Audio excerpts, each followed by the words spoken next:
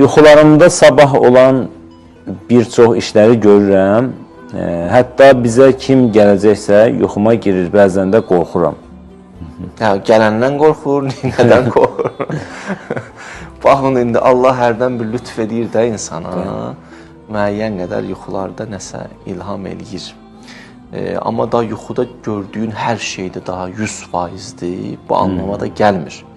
Xüsusi insanların yuxusu ki, məsələn, görsən, ariflərin yuxusu olub, övliyaların yuxusu, peyğəmbərlərin yuxusu olan hələ yuxusu reallıqdan başqa bir şey də deyil.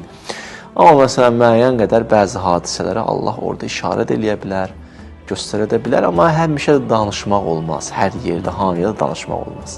Bəzi neymətlər var, danışılanda əldən çıxar biləsiniz. Bir mövzu danışırdım, sizə neymət necə əldən çıxır. Bir də budur.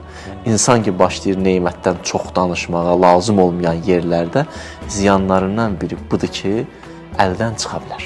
Müğayət olsun.